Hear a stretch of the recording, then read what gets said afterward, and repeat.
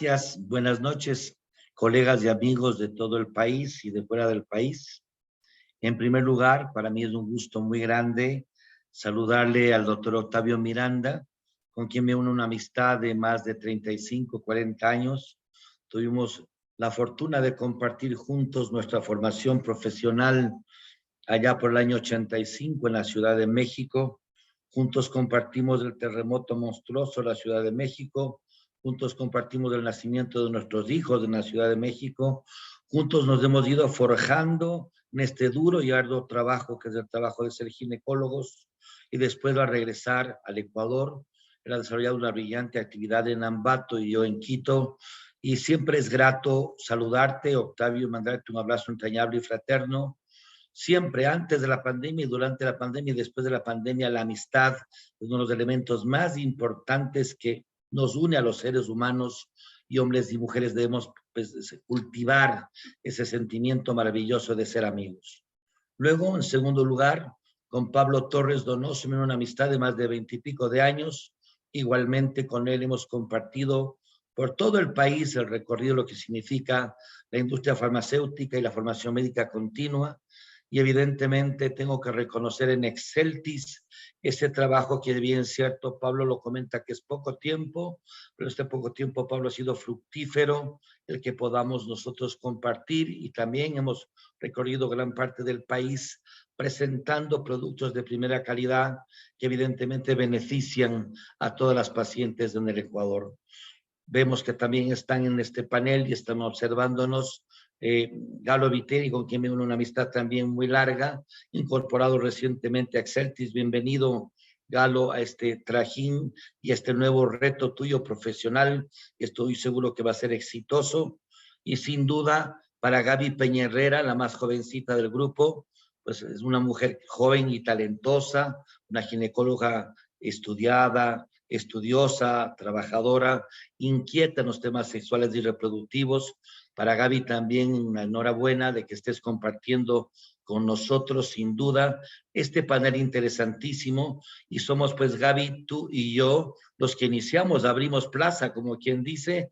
Nos tenemos un reto muy grande en más de 500 personas que nos están ya viendo y escuchando. Seguramente se van a incorporar muchos más, de tal manera que mis palabras de gratitud, recuerden que la gratitud es la memoria del corazón. Yo tengo gratitud y cariño por todos ustedes y, por supuesto, por todos los colegas a lo largo y ancho de nuestro país que nos están escuchando, para poder compartir los conocimientos que CODECER quiere precisamente expandir a todo el país y poder sembrar esta semilla de inquietud, de compromiso, de estudio, de trabajo, que nos puede fortalecer como país, de tal manera que pues una gratitud muy grande para todos ustedes. Entonces, esta es mi apertura, y por supuesto también enhorabuena para todos los que estamos conectados, y vamos entonces a hacer la presentación. Si me dan pantalla, por favor, hacemos la presentación.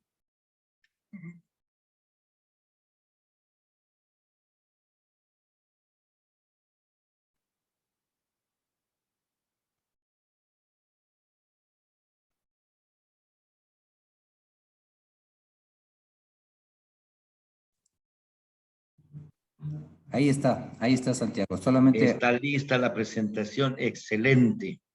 Muy bien, vamos a minimizar esto para poder ver toda la pantalla, y ahí estamos listos. Si me están escuchando y viendo bien, ¿de acuerdo? sí, Santiago. Perfecto. Permítanme, denme 5 segundos nada más. Denme 5 segundos, por favor, y ya empiezo.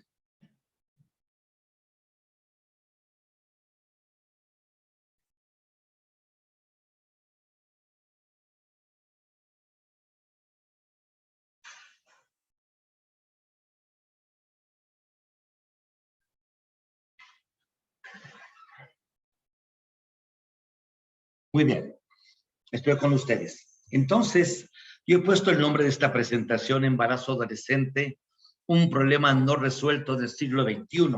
Y como vamos a ver, el impacto que tenemos es muy importante.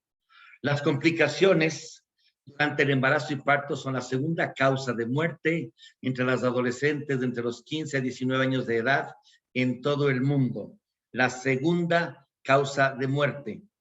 Desde el año 2000 se han registrado descensos considerables en el número de muertes en todas las regiones, sobre todo en Asia Sudoriental, donde la mortalidad se redujo de 21 a 9 por 10,000 adolescentes. Cada año se practican unos 3 millones de abortos inseguros entre adolescentes entre 15 y 19 años de edad. Luego podemos platicar lo que ha significado la Asamblea Ecuatoriana que se manifestó, así como la Asamblea y el Congreso colombiano que se ha manifestado también en ese tema. Es un tema interesante de conversación. En Ecuador viven cerca de 6 millones de niños, niñas y adolescentes. Ojo, 6 millones de una población de 17 millones, lo que corresponde al 35% de la población total del país. Los niños y niñas de 5 a 11 años son los más numerosos y representan el 39% del total, y el 33% restantes son adolescentes de 12 a 17 años, según datos del INEC. La pirámide demográfica registra una disminución en su base, lo que significa cada vez que hay relativamente menos niños y niñas de 0 a 4 años. Miren ustedes esta diapositiva tan interesante, distribución por edades de la población de niños y niñas 2017. Miren ustedes, 39% de 12 a 17 años, y precisamente este grupo vulnerable que significa el riesgo de embarazo adolescente en esta edad. Distribución por regiones de los niños, niñas y adolescentes sigue siendo la costa más numerosa. Obviamente tenemos provincias como Manabí, como Guayas, que son desde el punto de vista inclusive electoral, que lo vemos claramente como numerosas. Luego viene Pichincha, luego viene Azuay, Santo Domingo, etcétera. 43% de la sierra y un 7% de la Amazonía, que vamos a ver precisamente en su nivel sociocultural y económico, el impacto que tiene respecto al embarazo adolescente. De acuerdo con el estudio realizado por UNICEF Internacional en 2014, la región de Latinoamérica y el Caribe es la de mayor fecundidad adolescente en el mundo, después del África subsahariana. Imagínense ustedes, después del África subsahariana, nosotros como Latinoamérica y Caribe somos la segunda región con más fecundidad adolescente en el planeta. Y eso es preocupante. Proyecciones recientes plantean que la tasa de fecundidad adolescente en América Latina será, si no es ya, la más alta del mundo, y que se mantendrá estable en el periodo que precisamente estamos, del 2020 hasta el año 2100. Es decir, algo tenemos que hacer. Y no decir algo tiene que cambiar, sino algo tenemos que hacer. De acuerdo con el INEC, el porcentaje de partos de madres adolescentes era del 6%. Al preguntar a las niñas y adolescentes de 10 a 17 años si habían tenido algún embarazo, uno o más, el 6% responde que sí, y el dato no ha cambiado desde hace más de 10 años. Si se desagregan las respuestas por edad, el 2% de adolescentes entre 10 y 14 años afirma haber estado embarazada por lo menos una vez. En el grupo de edad de 15 a 17, el 12% han tenido por lo menos un embarazo. Y entonces, el embarazo adolescente se ha incrementado, y cambiarlo depende no solo, y esto es muy importante, y eso es importante que CODECER, es importante que SEGO, es importante que SAC, es importante que FESGO, pensemos bien que no solo el tema de la inversión del dinero, lo que se pueda gastar, que no es gastar, es invertir en salud, lo que significa anticonceptivos y programas y cursos, sino el compromiso de la sociedad civil entera para crear un cambio real. Nosotros estamos aportando con una de esas patas importantes de esta mesa para que esto suceda. Necesitamos una mesa sólida y firme. El porcentaje de embarazos adolescentes del país es significativo. Sin embargo, hay que señalar que el 6% son esta encuesta. Estuvo embarazada ante los 18 años. Yo creo que ustedes saben muy bien como yo que esas tasas y esas cifras absolutamente pueden ser poco reales porque los datos son mayores. ¿Qué tiene que ver el tema de la pobreza? Claro que tiene que ver el tema de la pobreza. ¿Qué dice la UNICEF en el año 2005, hace ya 17 años? Afirma que los niños y las niñas que viven en la pobreza sufren una privación de los recursos materiales, espirituales y emocionales necesarios para sobrevivir, desarrollarse y prosperar, lo que les impide disfrutar sus derechos, alcanzar su pleno potencial y participar como miembros plenos en pie de igualdad en la sociedad. Este elemento fundamental de lo que significa la descripción de la pobreza en niños y niñas hace que vivamos esta realidad. Entonces, como vemos, no solo es un tema de salud pública, no es un tema del Ministerio de Salud o el Ministerio de Educación, es un concepto de país, es un concepto de sociedad que tenemos nosotros que transformar y modificar ya. Desde su nacimiento, los niños y niñas se insertan en un contexto social previamente construido, que muchas veces es pobreza y desigualdad, herederos de una situación de pobreza histórica. Estamos viendo esta evolución de la pobreza multidimensional en el país, en niños y niñas adolescentes entre el año 2009 y el 2016, y vemos nosotros cuánto ha cambiado. Miren ustedes qué ha pasado. Hemos tenido varios gobiernos, no me voy a meter en política, pero hemos tenido varios gobiernos, 3 específicamente, o 2 en este lapso que estamos viendo, donde realmente no hemos mejorado desde ningún punto de vista, y en el tema embarazo adolescente hemos empeorado, de eso no hay duda. Claro que sí, la desigualdad geográfica de la pobreza infantil y adolescente por ingresos en el Ecuador, estamos viendo los datos significativos precisamente de las provincias de la Amazonía. Morona, Santiago, 59.8. Vemos nosotros el caso de Orellana, 49%, 57.8% en el Napo. Es decir, estamos hablando de las provincias que generan el petróleo, que durante años, y a partir de la época del 70, se hablaba de sembrar petróleo, de eso ya son 52 años, lo que se ha sembrado básicamente es pobreza y desigualdad. El tema de educación, 9 de cada 10 niñas están en la educación básica, es decir, 91%, el 1% se ha ido de las escuelas porque trabaja y no estudia, o está embarazada, o porque ni trabaja ni estudia, lo que se llama ahora ni trabaja ni estudia, hecho que oculta el trabajo sin remuneración o el trabajo callejizado, que es algo también muy importante. A pesar de que no es posible definir cuáles de estas situaciones es la más grave, el embarazo adolescente sí es uno de los mayores riesgos que tienen las niñas porque las aleja de la escuela, les dificulta el diseño y cumplimiento de sus proyectos de vida. Además, sin duda, imposibilita romper el rol tradicional y patriarcal donde las mujeres tienen como única misión el ser madres. El mundo ya ha cambiado, por favor. Desde los años 60 y 70, donde viene y aparece esta revolución, que fue una revolución de las más importantes del siglo XX. La anticoncepción hormonal fue sin duda quizá el hecho médico y la píldora, uno de los elementos más importantes del siglo XX, seguramente con los antibióticos, que revolucionó la concepción de la vida, que la mujer se pueda empoderar y decidir cuándo y cuántos hijos puede tener, pero de eso han pasado 52 años. Y entonces vemos cómo los sueños se rompen, esos proyectos de vida se rompen. El 44.3% de mujeres que se embarazaron interrumpió sus estudios y no volvió a estudiar. Ese es el gran drama médico-social que estamos enfrentando. Entonces, sin duda, dentro significa esta política intersectorial de prevención de embarazo en niños y niñas. ¿Qué ha sucedido? ¿Cuál es la proyección entre 2018 y el 2025?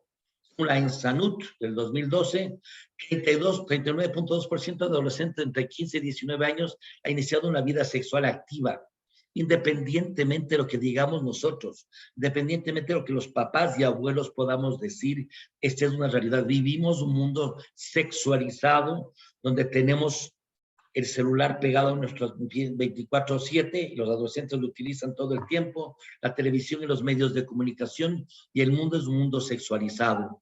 El 7.5% tuvo su primera relación sexual antes de los 15 años, mientras que el 30% lo tuvo antes de los 18, y eso depende. Nosotros hicimos en el año 2000 un estudio focus group en el movimiento y en una ONG que yo participé activamente como presidente ejecutivo, se llamaba CELSAM en el Ecuador. En los focus group era muy distinto lo que sucedía en la costa que en la sierra, y sin duda que también en Amazonía. Entonces, depende de dónde estamos hablando. El 7.5% de embarazos menores de 15 años terminan en abortos. Es una cifra bastante baja, yo creo que es mayor. Y en mujeres de 15 a 24 años, la información sobre sexualidad y salud sexual y reproductiva es mayor cuando estas tienen mayor nivel de instrucción. Ojo, la instrucción, claro que importa sobremanera. Sobrepasa el 80% en mujeres con instrucción secundaria completa o instrucción superior. Entonces, miren ustedes que el tema educativo, sin duda que es importante.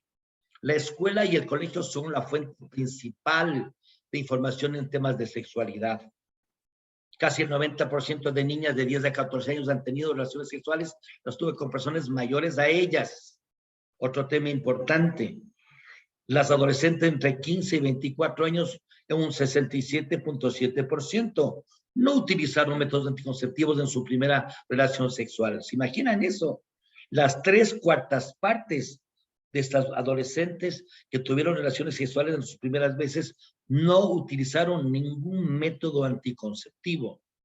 Entonces, ¿qué nos está pasando? ¿Qué tenemos que esperar para que esto cambie? Niñas y adolescentes, mujeres de entre 10 y 17 años que han tenido por lo menos un embarazo, miren ustedes lo que significa el tema entre el año 2010, 2015, no significa ninguno, uno o más de uno, y no se sabe o no contesta, tasas que son realmente preocupantes. La siguiente, adolescentes, hombres y mujeres que afirman que una de sus amigas de entre 12 y 17 años alguna vez abortó por área, región geográfica, miran a nivel urbano, sí, 13%, rural 11%, sierra 12%, costa 14%, Amazonía 8%. Estado conyugal, la mayoría obviamente de adolescentes, 97% 2010, 2015 95%, es decir, un cambio muy leve, unión libre realmente poco significativo, y el resto de estados civiles que no, pues, no son para nada demostrables. ¿Cuál es la meta 3.7 del ODS3 que plantea hasta el año 2030? Garantizar el acceso universal a los servicios de salud sexual y reproductiva. Tuvimos una pandemia y tenemos una pandemia que evidentemente ha impactado, no en la magnitud que se pensaba, pero ha impactado sin duda lo que significa los servicios de salud sexual y reproductiva, porque la gente ha estado confinada y las posibilidades de los servicios de hospitales ha sido mínima, porque se ha dedicado todos recursos y personal al tema del COVID. Y claro, por supuesto, incluidos los temas de planificación familiar, información y educación, la integración de la salud sexual en estrategias y programas nacionales. Entonces, se tiene que insistir en las decisiones, se tiene que hablar con los decision makers actuales este momento para sensibilizarles lo que significa esta situación. ¿Cuándo deciden o son obligadas a culminar la gestación? Miren ustedes, el 83% de las mujeres embarazadas concurre al servicio de salud a realizarse 5 o más controles. Eso es bueno. El 16% de las mujeres solo va a 4 controles. Eso es peligrosísimo. Y el 1% de las mujeres no asiste a los controles durante el embarazo. Entonces tenemos un grave tema que significa el control prenatal. Sabemos muy bien que el control prenatal es esencial para disminuir las tasas de mortalidad materna, de mortalidad neonatal. Miren ustedes, acceso a la atención profesional del parto de adolescentes en este lapso, como desde el año 2006 ha ido mejorando.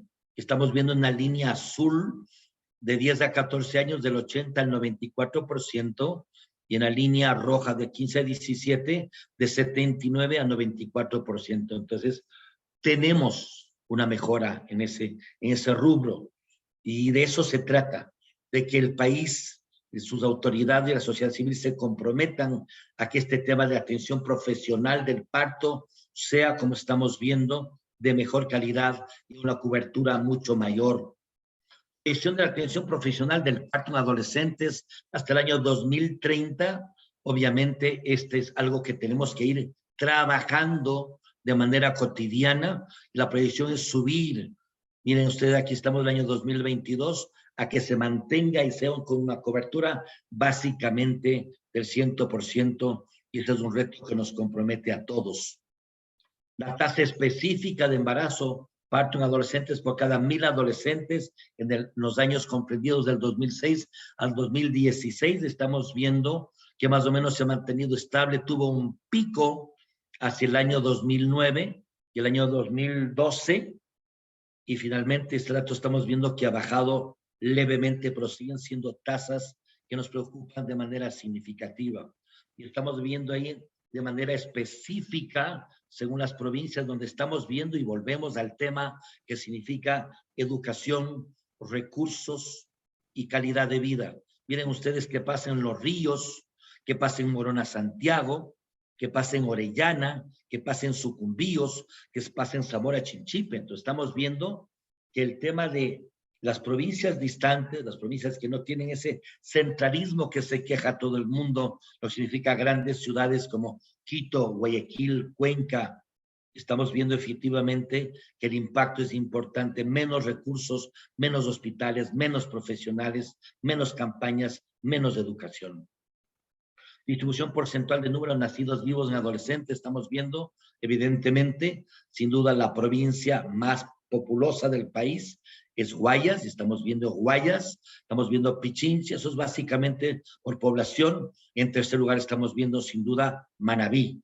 Entonces tiene una lógica la diapositiva que estamos presentando. En el contexto latinoamericano, sin duda que Venezuela, Ecuador, Bolivia tienen las tasas de fecundidad más altas en adolescentes.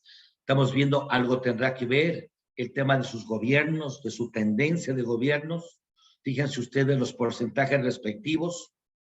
Estamos viendo que en salud del 2012 de las adolescentes de 15 a 19 años, el 18% reportaba haber tenido un hijo o hija, cifra que ha aumentado en 5 puntos porcentuales, de tal manera que esos son los más interesantes.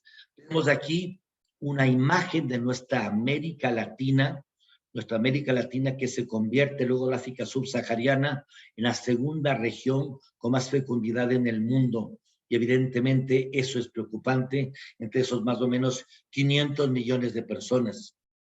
Miren qué pasa en otros contextos. En el 2015, cerca de 1,000 nacimientos en Bulgaria y Rumania tuvieron como madres niños y niñas de 10 a 14 años. Recuerden ustedes que son países tras lo que era la cortina de hierro, países que fueron pues evidentemente transformados a países libres luego de la caída del muro de Berlín.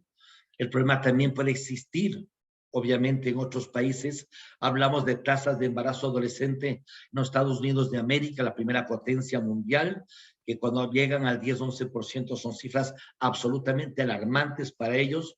Entonces estamos viendo evidentemente que el problema es mundial, pero sobre todo nos impacta a regiones como nosotros. En el tema del conocimiento, fíjense que el 98% de adolescentes conoce o ha escuchado por lo menos de algún método anticonceptivo. Entonces, es importante saber que sí lo conocen. El tema muchas veces es cómo accedo, cómo llego, cómo me llega el anticonceptivo.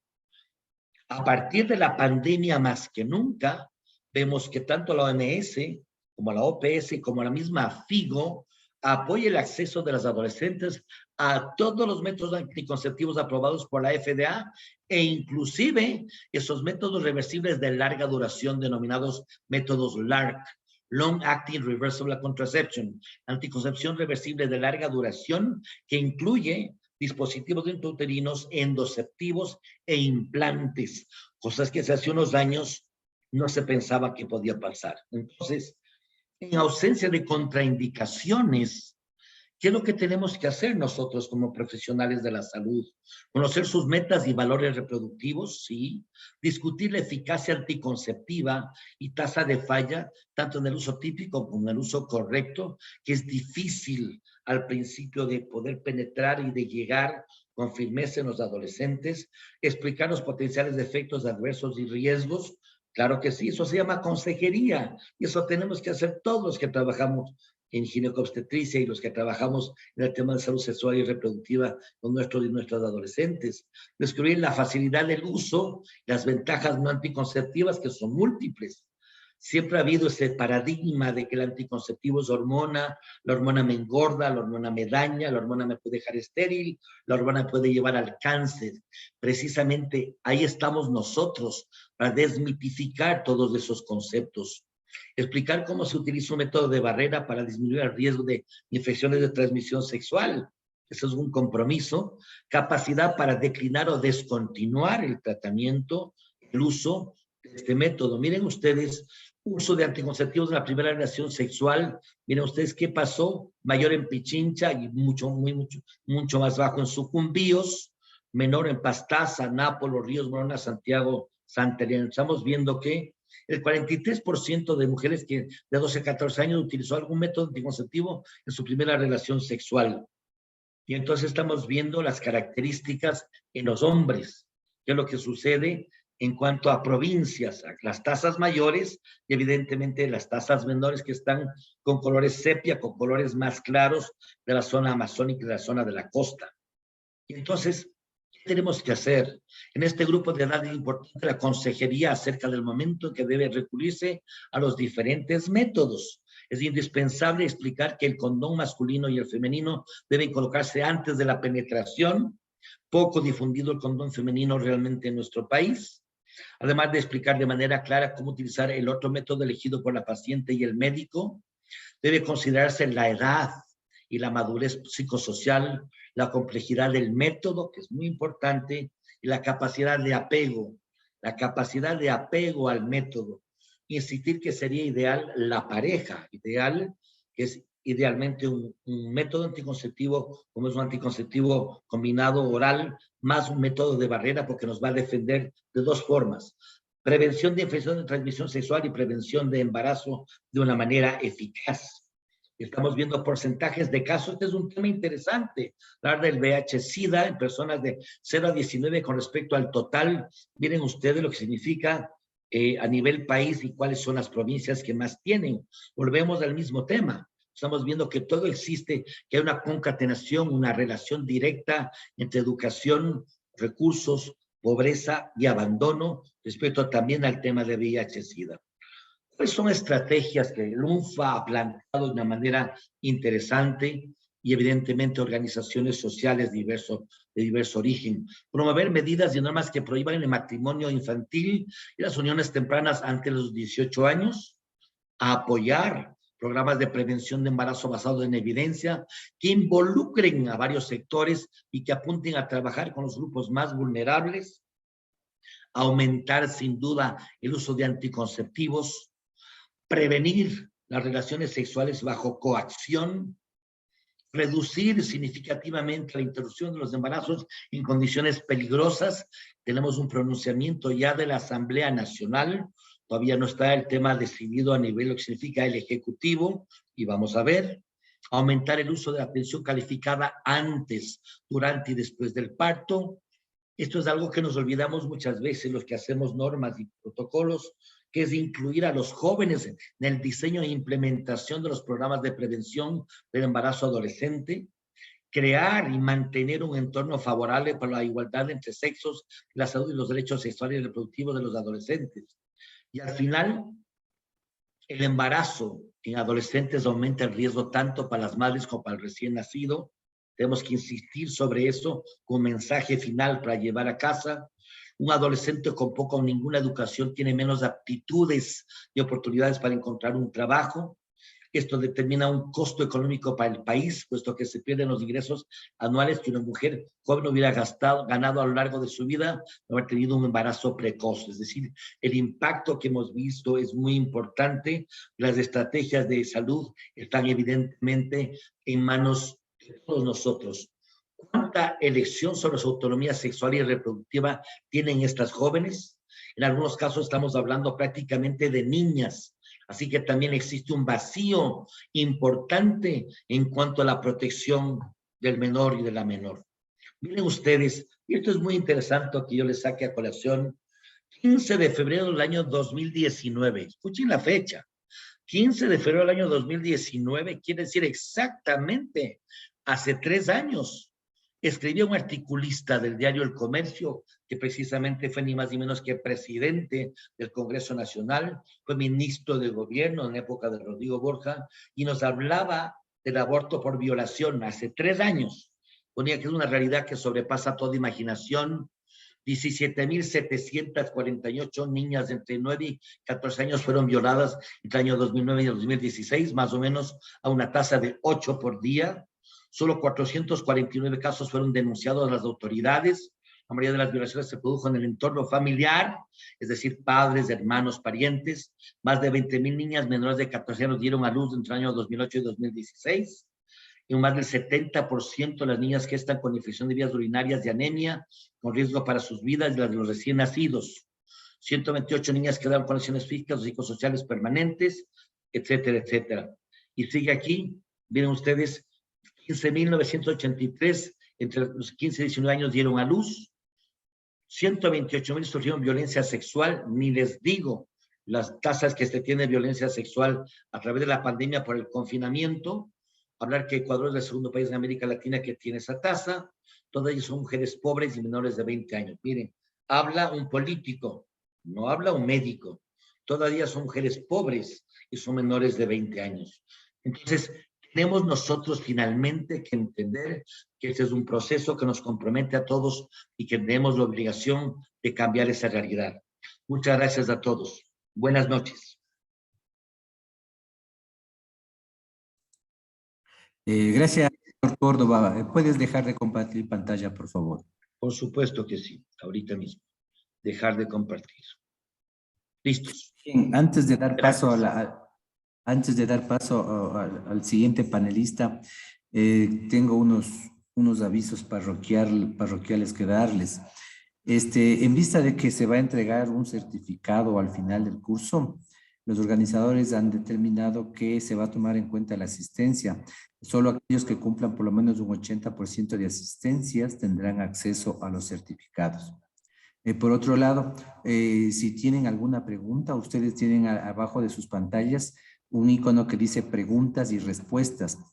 Por favor, escriban ahí cualquier pregunta que tengan y al final de las 2 conferencias vamos a tener unos minutos que los panelistas solventen cualquier duda o inquietud que ustedes tengan. Listo, continuando con nuestro programa, pues tengo el agrado de presentarles a la doctora Gabriela Peñerrera. La doctora Gabriela Peñerrera es médico especialista en ginecología y obstetricia por la Pontificia Universidad Católica del Ecuador. Es además subespecialista en ginecología infanto-juvenil en Argentina. Además es fellow en ginecología pediátrica y de la adolescencia por la Federación Internacional de Ginecología Infanto-Juvenil. Es sexóloga clínica por el Instituto Uruguayo de Capacitación Sexológico. Es especialista en abuso sexual infantil por la Universidad San Francisco de Quito. Además es líder del servicio de ginecología del Hospital de Niños Vaca Ortiz. También es presidenta del Comité de Desórdenes del Desarrollo Sexual. Es responsable del equipo de atención integral a víctimas de violencia de género, Código Púrpura. También es miembro fundadora y secretaria de la Sociedad Ecuatoriana de Ginecología y Obstetricia para la Infancia y la Adolescencia y de la Sociedad de Anticoncepción. Es docente en la Pontificia Universidad Católica del Ecuador y en la Universidad San Francisco de Quito. Además es ginecóloga asociada del Hospital Metropolitano. Tengo mucho agrado en dejar con ustedes a la doctora Gabriela Peñerrera. Por favor, doctora Peñerrera. Buenas noches con todos, muchísimas gracias. Realmente es un honor para mí compartir el panel con el doctor Córdoba. Agradecerle Gracias. como siempre la invitación al doctor Miranda y bueno, gracias al laboratorio que hace que todo esto sea posible. Súper importante que a esta hora de la noche estén conectadas más de 600 personas y para mí es muy lindo poder hablar con gente que está lejos, que está a veces en primera línea y que cuando estuvimos en ese puesto teníamos muchas dudas, muchas preguntas de cómo actuar y ojalá podamos en el transcurso de todo el curso ir resolviendo esas preguntas. Entonces voy a compartir la pantalla. Ahí se ve, ¿verdad? Ahí está, doctora, está perfecto. Ok. Bueno, yo les voy a comentar un poquito esta noche de la importancia de la ginecología infanto-juvenil. Esta ciencia que parece ser nueva, pero que en realidad tiene ya algunos años y principalmente que ustedes sepan de qué se trata, qué es lo que hacemos los ginecólogos de infantojuveniles y cuál es su función como médicos generales, pediatras, personal de salud, para ayudar a que podamos trabajar en conjunto. En general, la atención médica de salud clásicamente ha sido concebida desde el punto de vista del género y la edad. Es así que antes los adultos eran tratados por el clínico, los niños por el pediatra y las mujeres por los ginecólogos y ginecólogas. Sin embargo, en el transcurso del tiempo se ha ido viendo que hay franjas etarias que necesitan otra especialidad. Es así que salió la pediatría, que se encarga de todo lo que es la atención y la salud de los adolescentes, y la geriatría para la atención de los adultos mayores. Sin embargo, atender a un adolescente no es igual a atender a una niña grande o a una adulta pequeña. Es importantísimo una formación más acabada que integre los cambios físicos, endocrinos, conductuales y socioculturales, que se presentan, por supuesto, en toda esta etapa de transición. Es por eso que es importante el trabajo en equipo. Este trabajo no multidisciplinario, sino interdisciplinario. La interdisciplina que nos permite trabajar de manera coordinada por el bien o para construir a esta persona que está transitando esta etapa de la vida. Entonces, ¿qué es la ginecología infantojuvenil? Básicamente es esta rama de la medicina que está encargada de la salud sexual y la salud reproductiva de la mujer desde que está gestándose en el vientre materno, pero principalmente desde que nace hasta que culmina esta etapa de la adolescencia. Generalmente esto se ve un poco relacionado con la terminación de su etapa escolar, alrededor de los 18 años cuando se gradúan del colegio. Posteriormente van a ir apareciendo otras necesidades en las mujeres según su edad, van a buscar ya lo que es planificación de su etapa reproductiva, el climaterio, la menopausia, y esto debe ser abordado ya por el ginecólogo de adultas. Hablando un poquito de la historia en el mundo, como les decía, parece ser algo nuevo, capaz que en nuestro país sí, pero ya alrededor de 1790 se vio la necesidad de una atención diferenciada para adolescentes. En 1940, en Checoslovaquia, los primeros ginecólogos europeos se dieron cuenta que las pacientes en el área ginecológica en esta franja etaria necesitaban o tenían cosas muy puntuales que las diferenciaban del resto de pacientes. Para 1951, en Boston, se creó el primer centro formador, la primera escuela de ginecología infantojuvenil. ¿Pero qué ha pasado en Latinoamérica? Nosotros no nos hemos quedado atrás. No hace muchos años, el primer país de Latinoamérica que creó una sociedad de ginecología infantojuvenil fue México.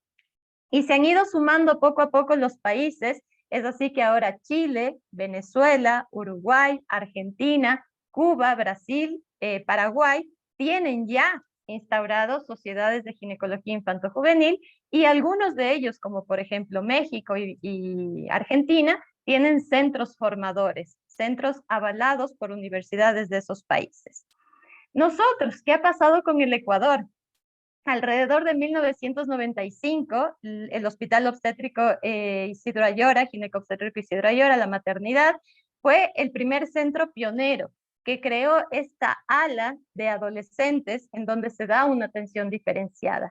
Y ahí un grupo de médicos comenzó los primeros pasos de la Sociedad Ecuatoriana de Ginecología y Obstetricia. Lastimosamente, por temas políticos, esto quedó un poquito como parado, no trascendió, no pudieron continuar con todo lo que es eventos científicos, formación de médicos, y ahora, gracias a todo el camino que hemos caminado, les presento a un grupo de médicos en donde estamos incluidos el doctor Octavio, que han trabajado durante mucho tiempo con la población adolescente, principalmente en ginecología, y hemos fundado la Sociedad Ecuatoriana de Ginecología y Obstetricia de la Infancia y la Adolescencia, la hemos refundado, hemos retomado sus fundamentos, y este año esperamos que ya el Ministerio de Salud Pública lo avale para poder empezar con actividades científicas y ojalá en algún momento tener un centro formador aquí en nuestro país. Es importante conocer que para nosotros abordar a estas pacientes en la parte de adolescencia, tenemos algo que es la pubertad. La pubertad básicamente son los cambios físicos, los cambios endocrinológicos, que están mediados por varias glándulas de nuestro cuerpo y hormonas que van a interactuar entre sí. Básicamente el hipotálamo, la hipófisis, glándulas suprarrenales, los ovarios, muy importante la tiroides y otras glándulas, y todas las mujeres van a tener cambios muy similares en este sentido. Sin embargo, les invito a ver estas fotos donde tenemos mujeres de nuestro país, mujeres de Otavalo, mujeres del Medio Oriente, mujeres de África, de Norteamérica, de la India, de Quito, de Asia y de Esmeraldas. Y bueno, todas estas mujeres en común, ¿qué tienen? Probablemente la franja etaria, todas están pasando esta transición, todas están viviendo su pubertad, que puede ser muy similar entre ellas, los cambios endocrinos, los cambios corporales. Sin embargo, cuando vemos la vivencia de esos cambios, de cada una de estas culturas, de cada uno de estos entornos, nos damos cuenta que adolescencia no hay una. Adolescencias dependen de cada persona, de cómo yo lo percibo, de cómo yo lo vivo, de cómo mi entorno hace que yo tenga esta transición, que eso es muy diferente. Sin embargo, las adolescencias también tienen cosas en común, como por ejemplo la necesidad de pertenecer a un grupo, a una tribu urbana, de ser aceptado. Las redes sociales que ahora tienen una influencia muy importante, esa necesidad de aceptación, de tener un like, de si yo mando una solicitud de amistad, que no me la reboten. Tienen muchísimas preguntas en todos los entornos, los cambios físicos, conductuales, las personas a las cuales yo me acerco, con quién me vinculo. Por supuesto que hasta esta etapa nuestros padres eran nuestros referentes, nuestros modelos. Aquí comenzamos a distanciarnos un poco, dejan de ser ese hilo conductor, comenzamos a ver a los lados y comenzamos a buscar la autonomía. ¿Y cuáles son los objetivos entonces? ¿Qué es lo que queremos que estos adolescentes desarrollen en esta transición hasta llegar a la vida adulta? Básicamente los objetivos van a ser que logren su identidad, su autonomía, una sexualidad responsable, vocación, y así con todas estas herramientas poder plantear un proyecto de vida. Cuando el adolescente ha logrado un proyecto de vida, puede pasar con menos riesgos a la edad adulta. Entonces, ¿qué es lo que hacemos en la consulta de ginecología infanto-juvenil? Básicamente vamos a buscar todo esto del desarrollo puberal, que va a estar marcado por la aparición del botón mamario, la telarca. La telarca que aparece alrededor de los 8 a 9 años de manera normal en las mujeres a nivel global, y es ahí que se marca la necesidad del primer control ginecológico de la niña sana. Un ginecólogo debería evaluar por primera vez a una paciente a los 8 años de edad. Para poder adelantarnos a todos estos cambios, ir informando y haciendo, como decía el doctor Córdoba, educación. Educación que es la base de todo. El segundo paso va a ser la pubarca, el crecimiento del vello púbico, seguido del empujón puberal, que básicamente es este crecimiento súper rápido, a mucha velocidad, alrededor de 20 centímetros en 2 años, seguido de la menarca, de la primera menstruación, que generalmente se va a presentar cuando la paciente ha llegado a un estadio de Tanner 3, un estadio de desarrollo 3. Este proceso entre que empieza el crecimiento del botón mamario, la telarca, hasta la aparición de la menstruación, generalmente toma en promedio 2 años. Y cuando llega la menstruación, ¿qué es lo que esperamos? ¿Qué es lo que nos han dicho? ¿Qué es lo que la cultura me dice? Todos estos mensajes negativos de no, nos ponemos a llorar porque mi hija se hizo mujer, pero si esa niña nació mujer, ¿cierto?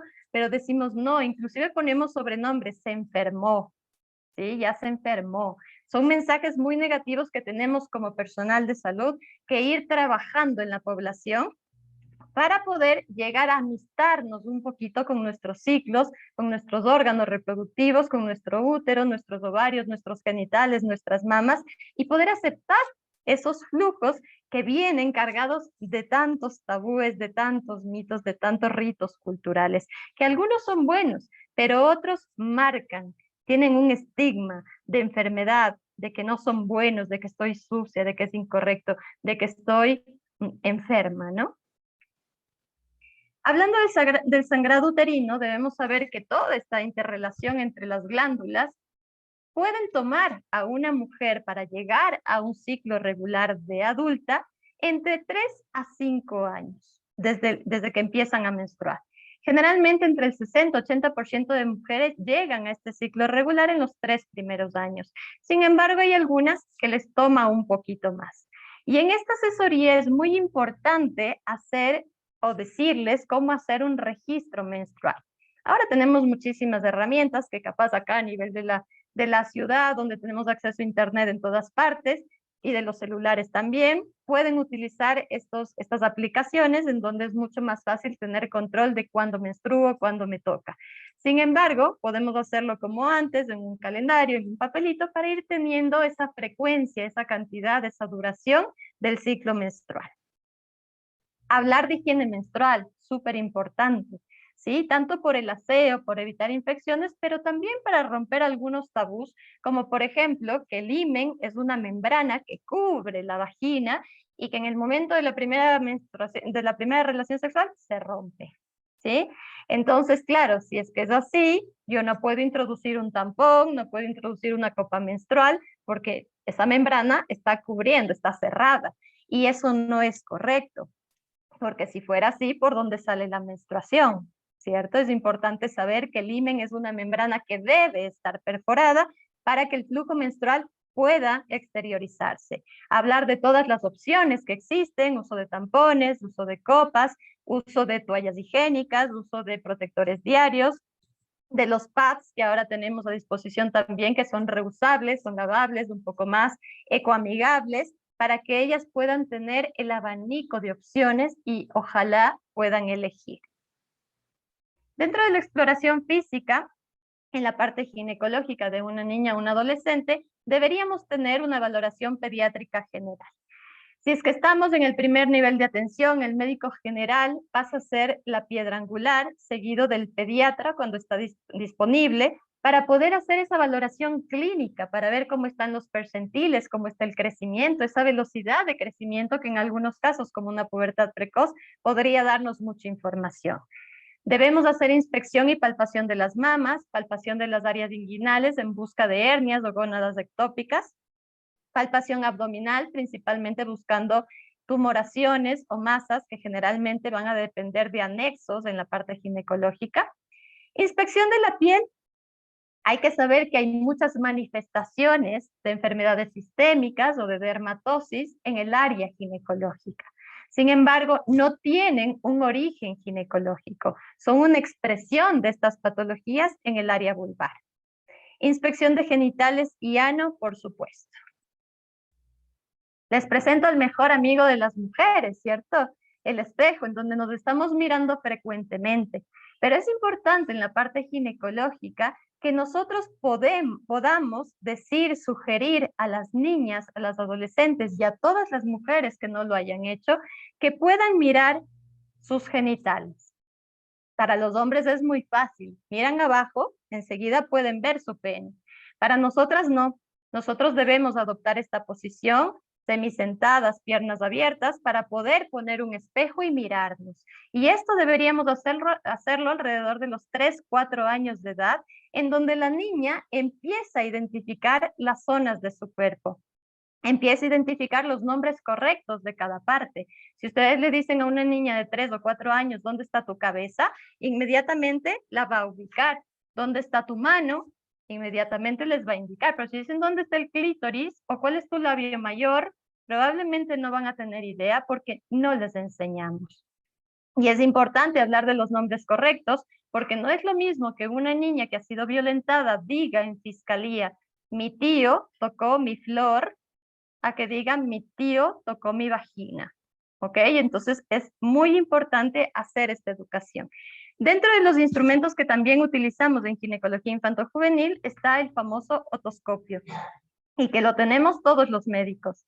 Y nos ayudamos del aumento de la luz para poder ver el conducto vaginal. ¿Y qué es lo que vamos a ver en el espejo? Básicamente esta imagen, en donde tenemos todas las áreas de la vulva y podemos explicar, además del nombre correcto y la ubicación, también esta contigüidad con el área anal, porque de esa manera podemos explicar la importancia del aseo correcto de los genitales. Hay que buscar signos de estrogenización que podrían estar presentes, por ejemplo, en la recién nacida. Cuando la niña nace, tiene el influjo materno de los estrógenos que pasaron a través de la placenta, y podríamos tener estos cambios como cambios en la pigmentación de la vulva. La turgencia podría verse como edematosa, y este flujo, ¿no? Este flujo que puede ser blanquecino, mucoide, que no tiene ningún cambio inflamatorio. Y luego, después de presentarse en la recién nacida, vuelve a aparecer alrededor de los 8 o 9 años de edad, cuando han empezado estos cambios puberales. Generalmente es un signo de alarma, un signo muy frecuente de motivo de consulta, porque dicen, mi hija estaba siempre seca y ahora moja la ropa interior, ahora tiene una secreción que si no es bien higienizada, probablemente puede tener cambios. Entonces, una secreción blanquecina, mucosa, que no pica, que no huele feo, que nunca es verde o amarillenta o produce alguna molestia. Hay que hablar de las variantes anatómicas que nosotros como ginecólogos tratamos, pero ustedes en la parte de medicina general, de pediatría, deberíamos identificar en el examen físico general. Variantes como, por ejemplo, una hipertrofia de labios menores, en donde podrían llegar a ser tan extensos que provocan malestar, irritación, inflamación, escoriaciones, prurito, infección e incluso. Podemos tener cambios en el himen, por ejemplo, esta bandeleta, que es como un apéndice himenial, que generalmente se presenta a la hora 6 del himen, a la hora 6 del reloj.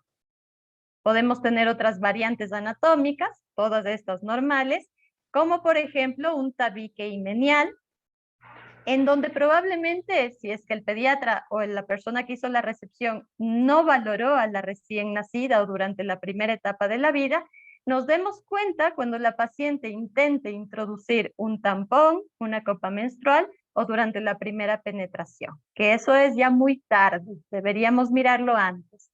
Un himen microperforado, que de igual manera podría dar dificultad al momento de la inserción de estos dispositivos o de la penetración en un coito. Es importante hablar de que todas las personas en la naturaleza somos diferentes, y eso es bueno, porque somos únicas, y así como mujeres existimos en el mundo, vulvas existen en el mundo. Inclusive de los pacientes transexuales que han hecho una feminización de sus genitales de manera quirúrgica, pues todos son diferentes y todos son normales. Es así que este escultor británico, McCartney, hizo The Great Wall of Vagina, en donde ustedes pueden ver 10 metros de extensión con 400 modelos en yeso, donde se pudo plasmar esta diferencia de las vulvas. Todas estas son variantes anatómicas, son normales. Pero también existen ya malformaciones, alteraciones morfológicas congénitas desde el nacimiento. ¿Cómo es posible que esta niña llegue a los 12 años de edad por primera vez a un servicio de salud? ¿Sí?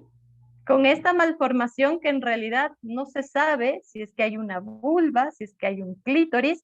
Esta parte de aquí, esta cicatriz, aquí sí la pueden ver, esta cicatriz es la cicatriz umbilical.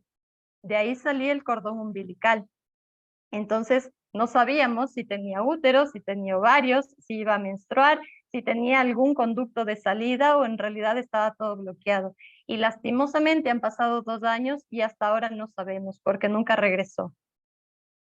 También alteraciones asociadas a trastornos endocrinológicos, como por ejemplo una hiperplasia suprarrenal congénita, en donde hay desórdenes del desarrollo sexual con genitales virilizados, en donde vemos un seno urogenital y vemos también un tubérculo genital importante. Pacientes que llegan a la adolescencia de esta manera porque no se hizo un tamizaje en el examen físico. Otras alteraciones, como por ejemplo un tabique longitudinal, un tabique vaginal longitudinal, que debería ser diagnosticado en la adolescencia y no esperar a que la paciente esté en labor de parto para poder mirar este tabique, y que va a ser mucho más difícil en ese periodo en donde hay todos estos cambios hormonales, vasculares, hacer su resección. Tabiques también transversos, que si son completos, podrían producir una obstrucción a nivel de la salida de la menstruación, hacer una criptomenorrea de esta manera, en donde podemos observar claramente una vagina dilatada, ¿sí? Con contenido hemático, y ya que la vagina no daba más, comenzó por vía ascendente también a llenarse el útero, ¿sí? Un colpo hematometra. Y esto, si es que no se diagnostica, además del dolor y la tumefacción o la masa a nivel pélvico, podría provocar un hemoperitoneo y convertirse en una emergencia quirúrgica. Otra de las alteraciones, un himen imperforado, que podría diagnosticarse en el recién nacido, en las primeras etapas de la vida, cuando existe, por ejemplo, un mucocolpos, ¿sí? Aquí tenemos un mucocolpos que muchas veces puede resolverse de manera espontánea. Sin embargo, la idea es no llegar a diagnosticarlo en la pubertad, cuando ya tenemos nuevamente un colpo hematometra o acumulación criptomenorrea, ¿no? Acumulación de sangre porque no hay conducto de salida, que por supuesto va a necesitar una intervención quirúrgica. Alteraciones adquiridas, estas no son congénitas, no nacieron las niñas así. Coalescencia de labios menores, mal llamada sinequia vulvar, ¿sí? La coalescencia es algo adquirido, generalmente asociado a la hipoestrogenemia o a traumas continuos. Es por eso que siempre hay que descartar la posibilidad de abuso sexual infantil. Por el otro lado, tenemos las consecuencias anatómicas de un líquen escleroso no diagnosticado o maltratado. Miren ustedes cómo se pierde la anatomía de la vulva, esta arquitectura completamente alterada, en donde no sabemos dónde están los labios mayores ni menores, donde la horquilla vulvar está muy fibrosa y ya hay cicatrices, fibrosis a nivel del capuchón del clítoris. Esto también va a necesitar una reconstrucción quirúrgica. Tenemos que evaluar el vello púbico para ver el desarrollo puberal, y por supuesto esto cada vez lo hacemos con la escala de Tanner, en donde el preadolescente o infantil va a ser 1 cuando no hay nada de vello, y va a ir aumentando hasta llegar al estadio 5, que es el de adulta. Pero esto cada vez es más difícil de valorar. Las personas que trabajamos con adolescentes sabemos que con el paso del tiempo, al primer vello que sale en mi cuerpo, enseguida lo sacan. Es importante hacer asesoría en los métodos para depilación, ¿sí? Porque muchas veces puede haber cortes, puede haber transmisión de enfermedades por compartir rasuradoras, puede haber foliculitis con los diferentes tipos o métodos de rasurado o de depilación que hay que conocer y hay que asesorar. Dentro del desarrollo mamario, nuevamente en la escala de Tanner, los 5 estadios: infantil no tengo nada, botón mamario 2, va creciendo hasta llegar al estadio 5, en donde llegamos al estadio de adulta. ¿Y qué podemos encontrar en mama? Los cambios fisiológicos también asociados a el estímulo estrogénico, que va a estar dado en la recién nacida por la misma razón del pasaje de estrógenos maternos, en donde va a haber una hipertrofia de la mama que puede estar asociada a una galactorrea, a una pérdida de lo que se conoce comúnmente como la leche de brujas. Es importante hacer la asesoría en no manipular, no hacer expresión, porque podría haber una infección sobreañadida que podría poner en riesgo la vida de la recién nacida. Y ya para los 8 o 9 años, el crecimiento del botón mamario, que en ocasiones puede ser asimétrico. Puede aparecer primero el uno y después aparece el otro. Y esto también va a ser un motivo de consulta, porque tengo una bolita en la mama, una bolita que me duele y que apareció de manera casi súbita. Entonces, puede ser que se acerquen a consultar y vamos a saber que es solamente la aparición del botón mamario que va a corresponder a un disco duro y que muchas veces es sensible o doloroso. Dentro de ya la patología mamaria, vamos a encontrar la amastia, que va a ser la ausencia congénita de una o de ambas glándulas mamarias. La primera es vista de frente y vista de lado, ¿no? Podemos ver la diferencia entre la una y la otra. La polimastia, que va a ser más de las dos glándulas mamarias habituales. Debemos recordar que en el desarrollo embrionario, la línea mamaria va a extenderse desde la axila, pasando por la ubicación de la mama habitual, hacia, algunos autores dicen el ombligo, otros dicen la ingle.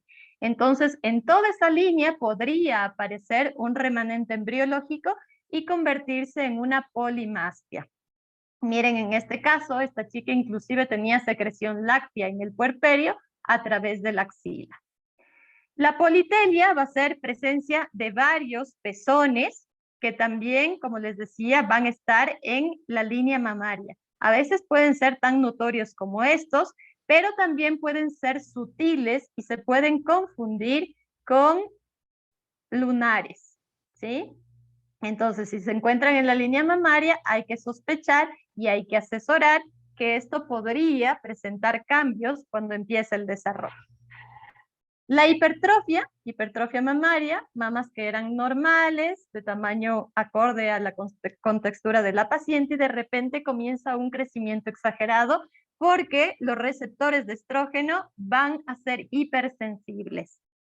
Por el contrario, la hipotrofia, que va a quedar la mama muy pequeña y no desarrolla. Y la simetría, que básicamente va a ser la diferencia entre una mama y la otra, sabiendo que todos los órganos pares de nuestro cuerpo son asimétricos, pero de manera casi imperceptible. Una oreja más grande que la otra, una mano más grande que la otra, y una mama generalmente es un poco más grande que la otra. Pero cuando tenemos ya dos estadios de Tanner de diferencia entre una mama y la otra, sabemos que hay un problema. Patología tumoral, ¿sí? Como en estas pacientes, las dos de 12 años de edad, en donde encontramos tumores grandes, sólidos, encapsulados, y en ambos casos fueron fibroadenomas juveniles gigantes, un crecimiento muy rápido, ¿sí? Y no están asociados a malignidad. Este de acá, de otra paciente, fue un adenoma tubular. De la misma manera, la mayoría de los casos, no todos, pero la mayoría de los casos, no están asociados a cáncer de mama. El cáncer, por suerte, es poco frecuente en esta etapa de la vida. Tenemos que hablar sobre sexualidad, no solamente a las madres y a los padres, sino, por supuesto, a quienes son los protagonistas de nuestra consulta, que van a ser las niñas, los niños y los adolescentes. Hablando de ginecología, nuestras niñas deben empezar su educación en sexualidad no cuando tienen 15 años, no cuando tienen novio, no cuando empezó su primera menstruación, sino desde el nacimiento. Poco a poco, según van creciendo, según van entendiendo, según cuáles son las preguntas que ellas tienen, deberemos ir haciendo esa asesoría, pero debe empezar desde el nacimiento. Y entonces la premisa principal va a ser: cuéntales antes de que ellos lo descubran, porque probablemente la fuente donde lo descubran no va a ser la mejor. El internet, la pornografía, redes sociales, mis pares, no van a ser la mejor fuente para hablar de estos temas. Sin embargo, ya hablando de la adolescencia, cuando los pacientes o las pacientes han empezado descubrir de la sexualidad como un otro, ¿sí? Y deciden, ojalá deciden, tener relaciones sexuales, ¿qué es lo que están buscando? Yo les pregunto a ustedes, del 100% de personas que están teniendo relaciones sexuales en este momento a nivel mundial, ¿cuántos estarán pensando en reproducirse?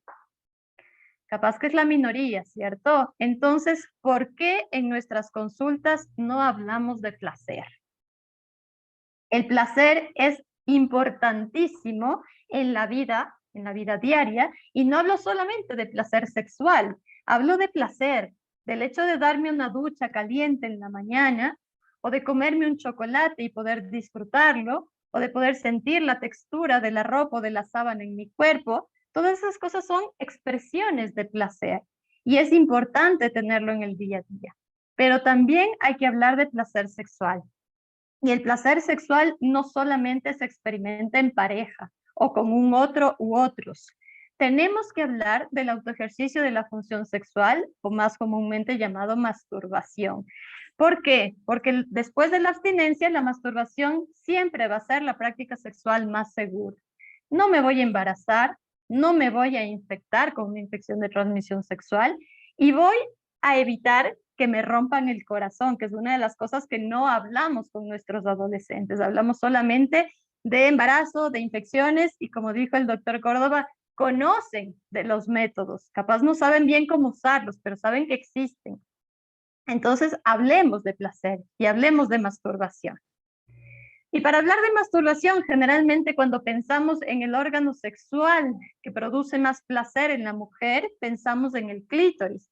En el clítoris como este puntito que está ahí marcado, sin saber que el clítoris en realidad es un órgano mucho más grande. Tiene su cabeza, tiene también su cuerpo, ¿sí? Sus ramas laterales que van por los labios menores, y hay que conocer su anatomía para saber cómo estimularlo. No es un botón de prendido y apagado. Y entonces hay que saber también que existen muchos otros órganos para estimulación del placer en un ser humano, pero en la mujer, ¿sí? Porque ahora estoy hablando de ginecología. Tenemos los órganos de los sentidos. Estamos hablando de los ojos, de la vista, del tacto, del olfato, del gusto, ¿sí? Del oído. ¿Qué es lo que escucho? Si yo me siento segura, si yo me siento a gusto, si tengo un aroma agradable, si es que siento caricias, siento todas estas cosas, probablemente me voy a activar. Y entonces aquí la pregunta es, ¿cuál es el órgano sexual más importante de la mujer? Si yo les digo que tengo todos estos órganos, ¿cuál es el órgano que integra todos estos sentidos? Pues básicamente el cerebro. ¿Sí? Si una mujer está desconectada de aquí para arriba, por más que estemos 3 horas en su clítoris, no va a pasar absolutamente nada. Por eso es importante poder hacer que las adolescentes tengan un lugar seguro donde mantener relaciones sexuales. No hacerlo tras del árbol en el parque o en el baño de la fiesta o en el automóvil, ¿sí? Poder hablar como adultos para tener un espacio en donde nuestros adolescentes puedan mantener relaciones sexuales seguras y, por supuesto, responsables. Entonces hablamos de anticoncepción y prevención de ITS, que ahora igual el doctor Santi ya nos habló muchísimo de anticoncepción y yo rescato un punto muy importante que es el doble método. ¿Sí? Nosotros en adolescencia no podemos hablar solamente de anticoncepción como un método hormonal para que no te embaraces. Tenemos que hacer prevención de ITS. El preservativo no es una opción, es una obligación. Si no hay preservativo, no hay relación sexual. Y si mi pareja no la tiene, pues entonces yo lo tengo. Y si ninguno de los dos lo tenemos, por suerte, venden en cualquier parte. En la tienda, en la farmacia, en la gasolinera, en la esquina, en cualquier lugar podemos conseguirlo. Hablar de preservativo femenino, que sí lo tenemos a disposición aquí en nuestro país, pero no está tan difundido. Saber que no se puede utilizar el preservativo femenino y masculino al mismo tiempo, tenemos que escoger entre uno de los dos y asociarlo a un método anticonceptivo para evitar de esta manera embarazos no planificados. Y cuando hablamos de embarazo en adolescencia, ya el doctor Córdoba dio todos los datos, las estadísticas, ¿no? Y hay que saber que principalmente el embarazo infantil está asociado definitivamente con violencia de género. Y es por eso que nosotros tenemos en la consulta de ginecología infantojuvenil que hablar sobre interrupción voluntaria del embarazo, principalmente en los casos de violencia sexual, para evitar que estas niñas se conviertan en madres cuando ellas así lo deciden y ellas no quieren hacerlo. Si una mujer decide y quiere tener un embarazo de una persona que la violentó, pues está en todo su derecho y nosotros tenemos que apoyarla, tenemos que hacer ese seguimiento de ese embarazo de alto riesgo. Pero ahora en nuestro país ya es ley, ahora está en las últimas instancias para saber cuál va a ser la regulación, pero ya es una ley, por lo tanto necesitamos empaparnos de este tema para poder hacer la asesoría. Y ojalá podamos decir abuso sexual infantil nunca más. Esa es la idea y por eso tenemos que hacer prevención en abuso sexual, en violencia de género. ¿Y saben cuál es el término que agrupa todo lo que he mencionado ahora? Fíjense en las siglas de abuso sexual infantil. ASI, ¿verdad? Si nosotros solamente cambiamos una letra, ESI, cambiamos todo el panorama. Educación sexual integral. Ojalá podamos todos capacitarnos, sensibilizarnos en educación sexual para poder empezarla desde que la niña o el niño nace, poder acompañar en todo este proceso hasta que el adolescente llega a la edad adulta y pueda, ojalá con un proyecto de vida, tener una mejor vida. Eso es todo lo que les quería contar el día de hoy. Muchísimas gracias.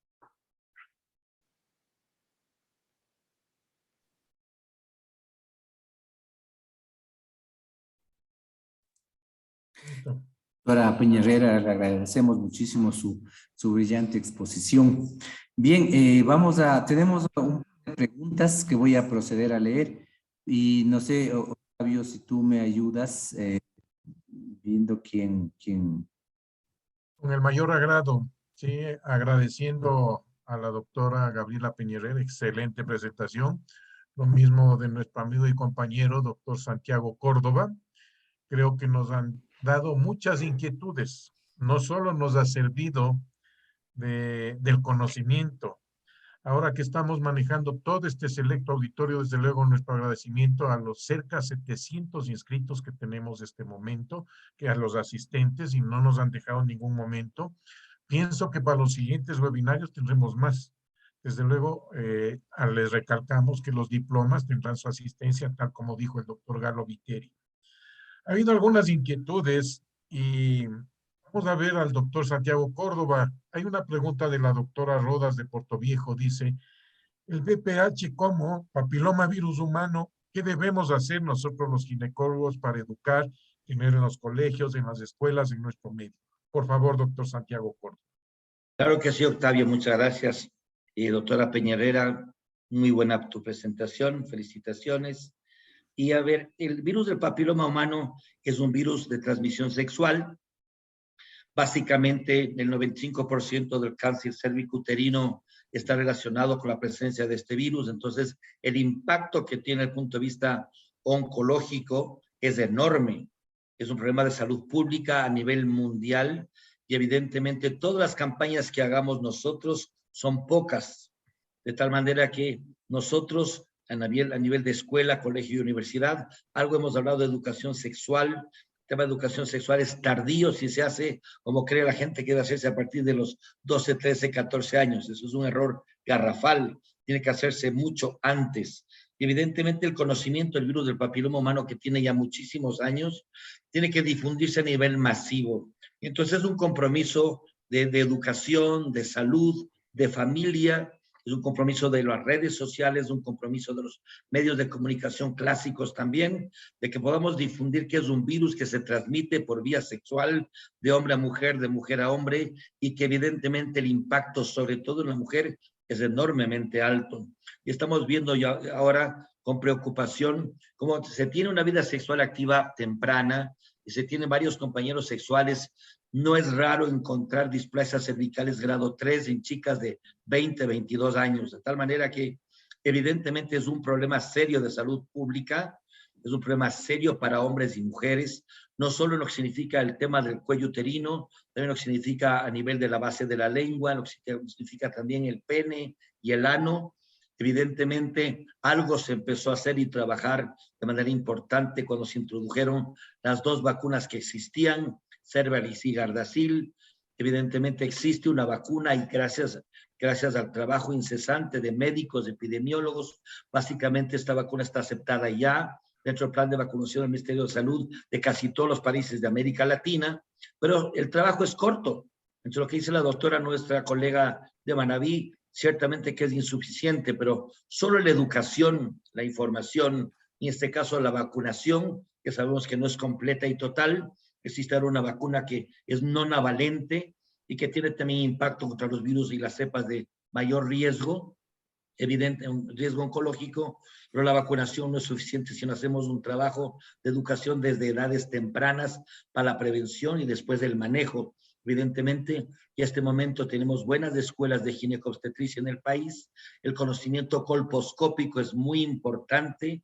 Lo que significa screening temprano es muy importante que se haga en instituciones públicas y privadas, de tal manera que estamos atentos, por supuesto, a lo que significa la prevalencia y alta incidencia del virus del papiloma humano a nivel del Ecuador, sobre todo en jóvenes.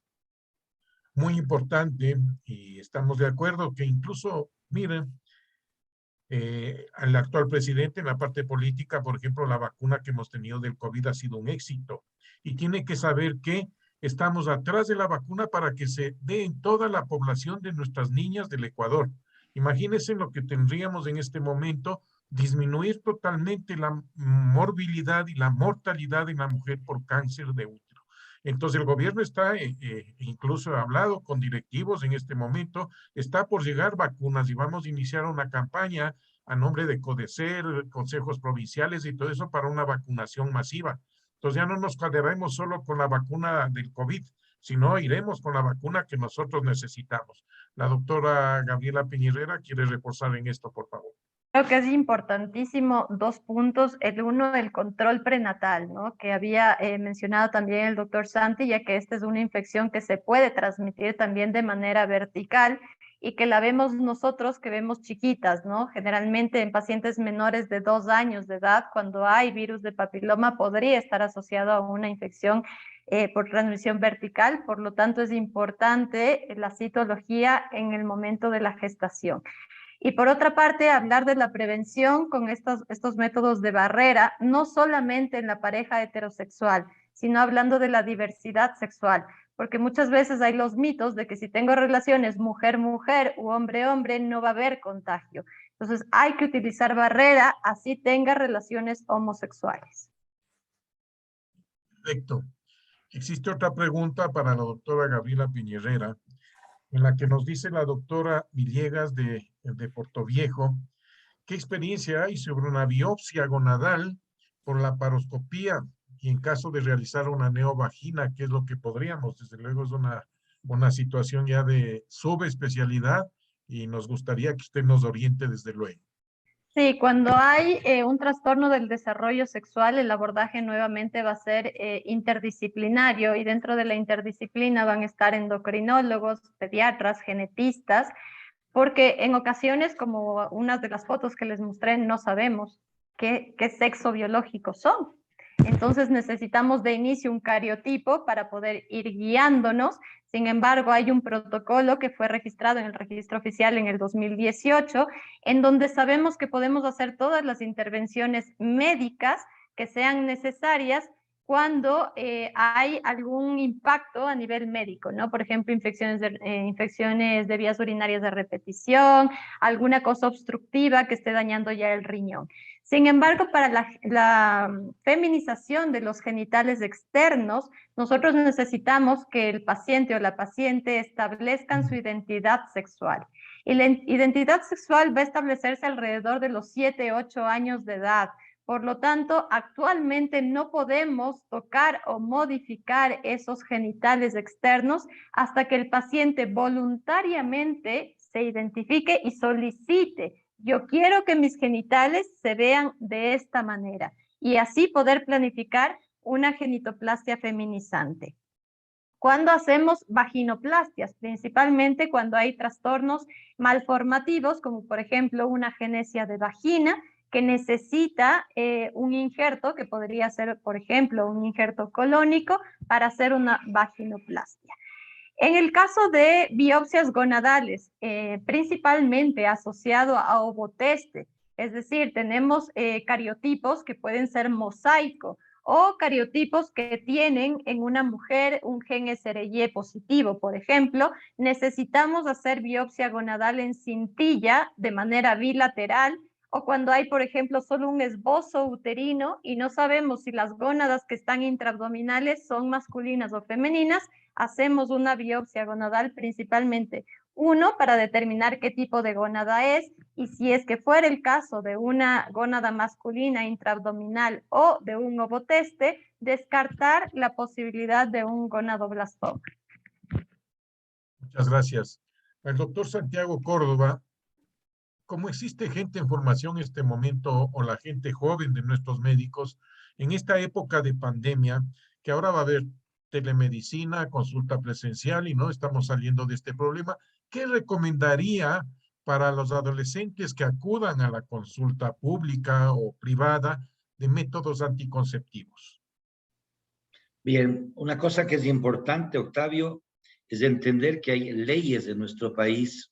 A veces desconocemos eso y cree la gente, el médico tiene miedo de atender a un adolescente, pensando que es ilegal, pensando que si tiene un adolescente puede ser demandado, que si tiene un adolescente de 14 años tiene que estar con su representante o persona mayor, y todos esos mitos tienen que caerse. Si definitivamente un adolescente puede acudir en búsqueda de ayuda y de planificación familiar a partir de los 14 años de edad sin ningún problema, de tal manera que no hay el miedo de que el doctor Córdoba está atendiendo a un adolescente de 14 años, o le está haciendo un examen ginecológico, si ya tiene vida sexual, y peor aún, que salga de la consulta con una receta médica porque el doctor atendió a un adolescente, y eso es absolutamente ilegal.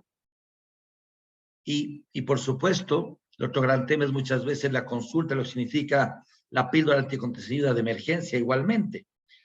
¿Qué pasa con los centros de salud y los hospitales públicos? A raíz de la pandemia, realmente casi todos los servicios fueron cerrados y casi todos los recursos se han entregado para la atención de pacientes con COVID, y eso está muy bien, obviamente.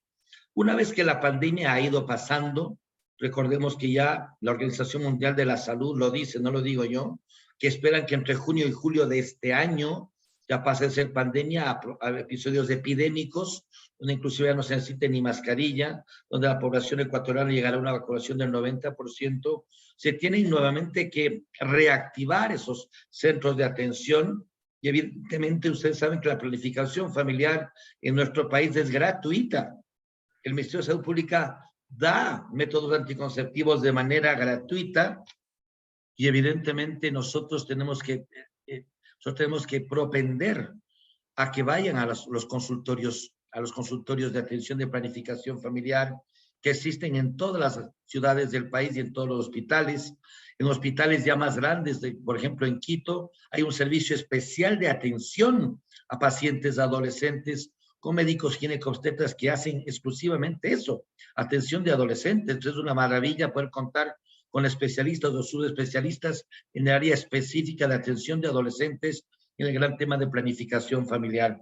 Por supuesto, siempre nosotros hacemos consejería, pero quien tiene que escoger el método es la usuaria, no es la decisión del médico. No es que el médico impone un método porque considera que este es el adecuado.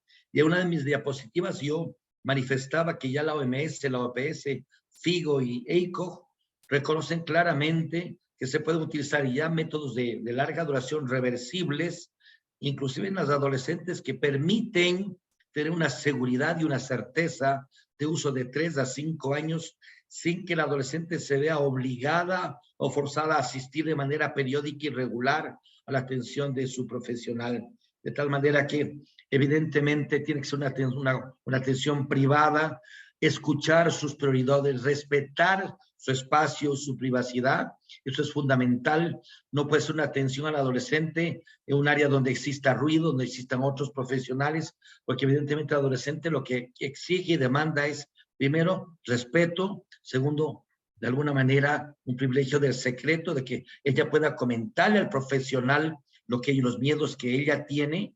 Sin duda, entonces, se necesita un área especial, una atención especializada, que no hay ese apuro que existe habitualmente, porque el adolescente va a detectar apuro, va a decir, no me siento contenta, no es un área que sea armoniosa para mí. Entonces, esos elementos son fundamentales para insistir que ahora que estamos superando la pandemia, podamos nuevamente reactivar de manera efectiva la atención de planificación familiar, que es un derecho constitucional y que muchas veces el propio médico desconoce, y si no es un especialista en un área específica de adolescencia, tiene hasta recelo de atender si no está una persona mayor, si no está su mamá o un representante, cosa que ya no se necesita.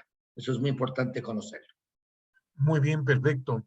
Lo que tenemos que recalcar es, ya existen centros de atención integral a la adolescente y no solamente está compuesto por el médico, hay trabajadora social, odontólogo, psicólogo, enfermera, centro especial donde son atendidas. Pero qué bueno sería esto que se replique a nivel de todo el país. Justo me están escribiendo esto en el chat.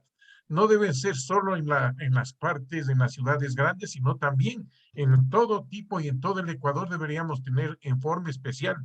Acordándonos también, tú bien lo nombraste, doctor Santiago Córdoba, de que luego de todo evento obstétrico se le sugiere a la paciente que salga de su hospital con algún método, y esto nos evitaría, ¿qué?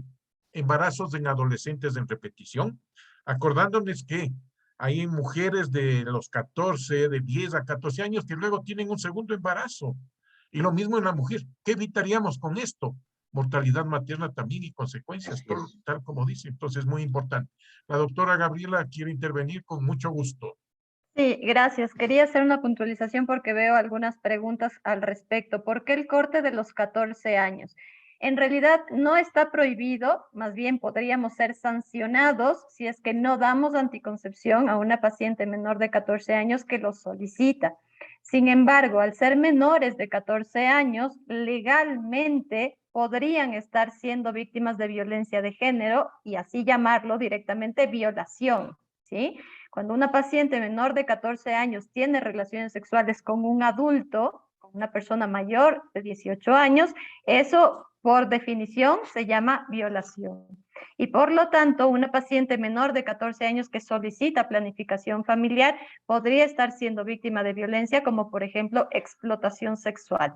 Entonces, es muy importante hacer el tamizaje de violencia cuando hay una paciente menor de 14 años que solicita planificación familiar. Sin embargo, si nosotros vemos que la paciente de 14 está teniendo relaciones con su pareja, vamos a decir un chico de 16 años, que lo hace de manera voluntaria, que no hay coerción, que no hay intimidación, que no hay violencia, deberíamos de igual manera dar el método y si no lo hacemos, podríamos ser sancionados. Perfecto. Una pregunta más para la doctora Gabriela. Dice, una persona que no ha tenido relaciones, ¿cómo es el uso de la copa menstrual? Exactamente igual que la mujer que sí ha tenido relaciones sexuales.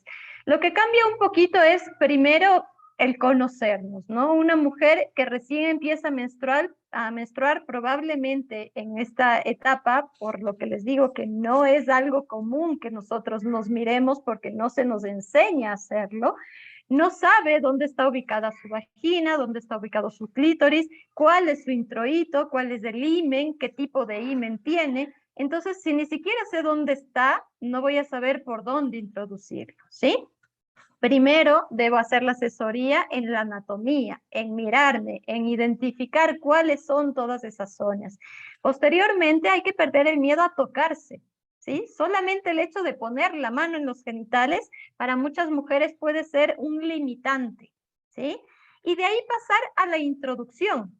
Introducir un dedo, introducir probablemente primero un tampón, que es como un poquito más pequeño. Hay tallas además, hay small, hay medium, hay large, o mini, regular y super, ¿sí? Hay tallas que no dependen tanto del tamaño de la vagina, porque ustedes saben que la vagina es una cavidad virtual, que básicamente está colapsada a menos que haya algo en su interior. Si es que hay un tampón, si es que hay una copa menstrual, si es que entra el pene, si es que sale la cabeza de un bebé, pues se va a ampliar y va a existir ese conducto.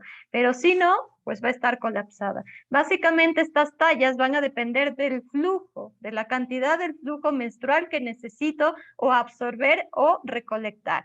Entonces, el método de introducción de una copa vaginal va a ser exactamente igual, manos limpias, esterilizar siempre antes del ciclo y al final del ciclo, doblarla, introducirla, dejar que se abra en el interior y esperar a que se llene o a que pasen 10 horas entre cambio y cambio. Esa es una de las ventajas de la copa menstrual, que no necesitamos cambiarla con tanta periodicidad a menos que esté llena, ¿sí? Si es que está llena tengo que cambiarla y si no podría pasar hasta 10 horas continuas, inclusive podría dormir con la copa menstrual puesta, que no hay ningún problema. Después retiro el vacío, la saco, elimino el fluido menstrual y lavo la copa. Hay que saber también que las manos se van a ensuciar, porque también es otra de las cosas que podría ser un limitante para la paciente. Tocar mi flujo menstrual me parece desagradable o sucio o no quiero hacerlo. Entonces, todos esos mitos hay que saberlos, hay que enfrentarlos y si la paciente definitivamente decide hacerlo, hay que asesorarle y saber que es un falla acierto. No todas las cosas se aprenden a la primera y se hacen de la mejor manera. Siempre la práctica hace a la maestra, ¿no? Entonces, mientras más intentos tenga y hablar, por supuesto, de la virginidad, ¿no? Porque el miedo un poco es, pero ¿y si se rompe el himen? O sea, una paciente puede tener su himen perfecto y tener relaciones sexuales a través del ano y de la boca, y entonces esa mujer ¿es virgen o no? La virginidad no está en el himen. O una niña que se cae en la bicicleta a horcajadas y rompe su himen, ¿sí? O tiene un trauma genital, pero no ha tenido nunca una práctica sexual, ¿esa niña es virgen o no? Entonces, el hecho de que el himen se lacere, se lastime en el momento de la introducción de un dispositivo de higiene menstrual, no tendría por qué tener ese impacto en la cultura, ¿no? En el concepto cultural de estoy perdiendo mi virginidad con el tampón o con la copa menstrual. Muy bien. Una pregunta para el doctor Santiago Córdoba. Nos dicen, en una niña, en una adolescente, 12, 14, 16 años, ¿qué problemas hay si es que se embaraza? ¿Hay algunas clases, se aumenta la movilidad, se aumentan las complicaciones o no? Pero por supuesto que sí. Se ha demostrado hasta la saciedad que sí. El impacto es global. Un ser humano, en este caso una mujer, no es solo útero, trompas y ovarios. Un ser humano es un ser íntegro, global, que va desde el cuerpo hasta el alma, va hasta su psiquis. Y entonces, evidentemente, un embarazo, muchas veces son la mayoría embarazos no deseados.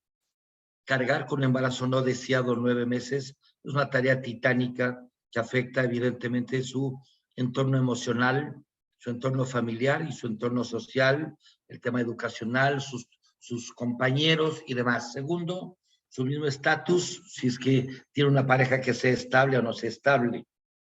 Es una parte emocional que muchas veces la soslayamos. Y por supuesto, evidentemente va a incrementarse la mortalidad en cuanto a mayor riesgo de aborto, mayor riesgo de enfermedad hipertensiva aguda del embarazo, es decir, preeclampsia, mayor riesgo de muerte materna, mayor riesgo de tasa de incidencia de cesáreas, mayor riesgo de embarazos pretérmino, de nacimientos pretérmino. Entonces, como ustedes verán, es enorme, enorme, y de hecho en varias de mis diapositivas lo presentaba, que en población de adolescentes la segunda causa de muerte en adolescentes precisamente es el embarazo en adolescentes, porque conlleva todos estos riesgos enormes, de modo que lo que tenemos es que evitar a toda costa que esto ocurra. Una chica de 14, 15 años desde el punto de vista emocional, biológico y físico no está preparada para eso. Hay evidentemente mayores tasas inclusive de adolescentes que se suicidan por este tema. Entonces, como ustedes ven, el tema es enorme. No nos centremos en un tema puramente obstétrico, es decir, hago más cesáreas, me nacen bebés con restricción de crecimiento intrauterino, tengo más preeclampsia. No, es el entorno global de ese ser humano, de esa mujer que seguramente está sola, que tiene un rechazo social, que tiene un rechazo familiar, varias veces un abandono de su pareja. Entonces estamos viendo que es un entorno complejísimo más allá de lo puramente biológico, y eso evidentemente afecta el desarrollo de un país. En una de mis diapositivas yo presentaba claramente lo que significa mayores tasas de embarazo precisamente en nuestro país, en las provincias más depauperadas, en las provincias donde las condiciones socioeconómicas son inferiores, como estamos viendo del resto de provincias, como ocurre habitualmente en la Amazonía de nuestro país. Esa es la paradoja enorme. Ahí se extrae el famoso oro negro, los recursos para esas poblaciones no van. De tal manera que va emparejado el tema del embarazo adolescente y el tema de los riesgos para adolescente con todos estos elementos que yo he expuesto, y entonces evidentemente tenemos que actuar de manera inmediata y urgente para cortar ese círculo vicioso de pobreza, embarazo, abandono, muerte. Muy bien. Una pregunta frecuente para la doctora Gabriela.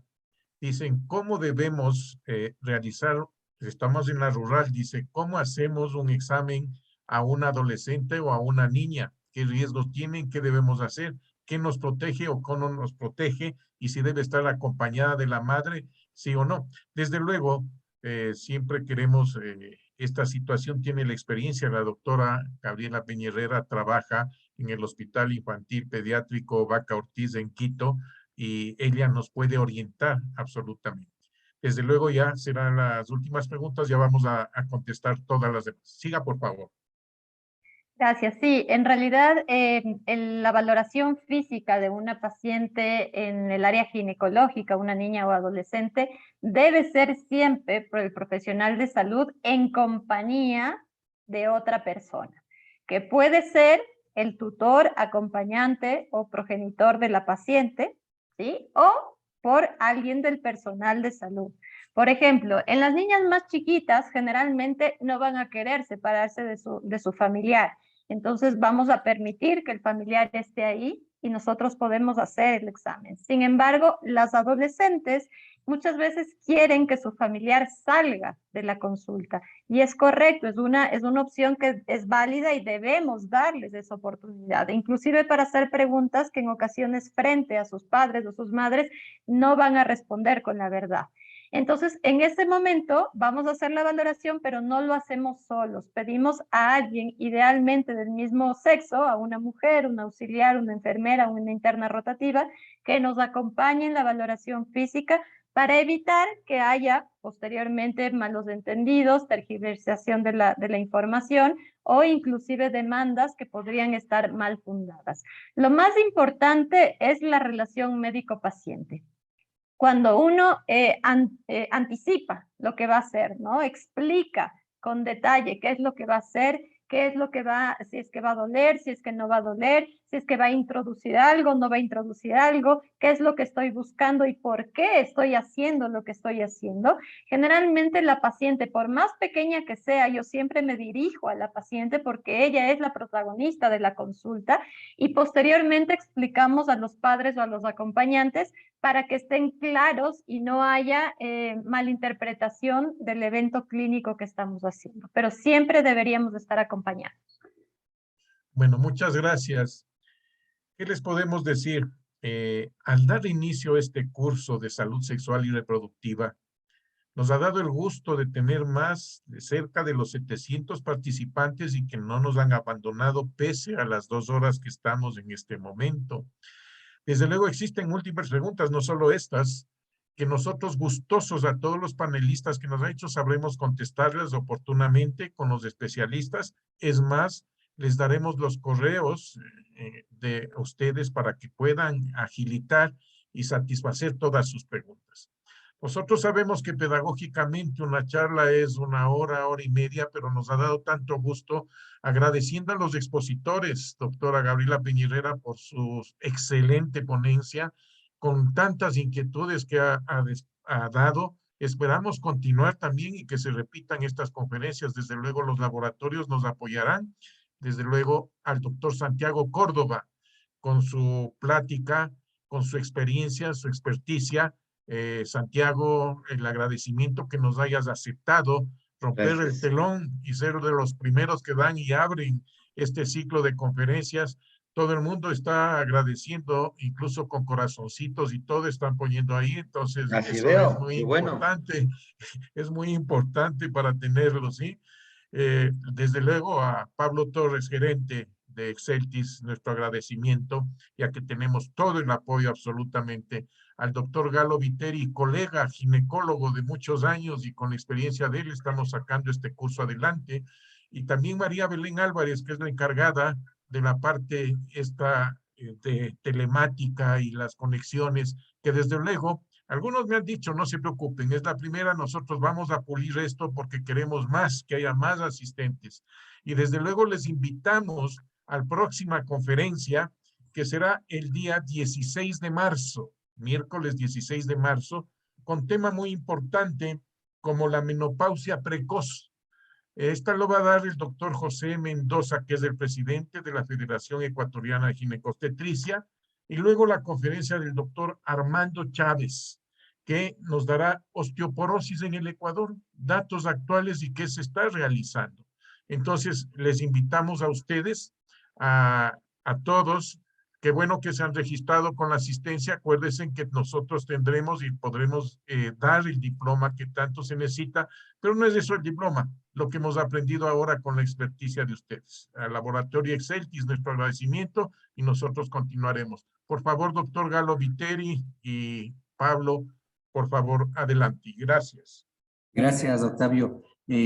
Antes de que tome la palabra Pablo Torres, yo quiero también, pues, agradecerles a ustedes, doctores, doctora Gabriela, doctor Santiago.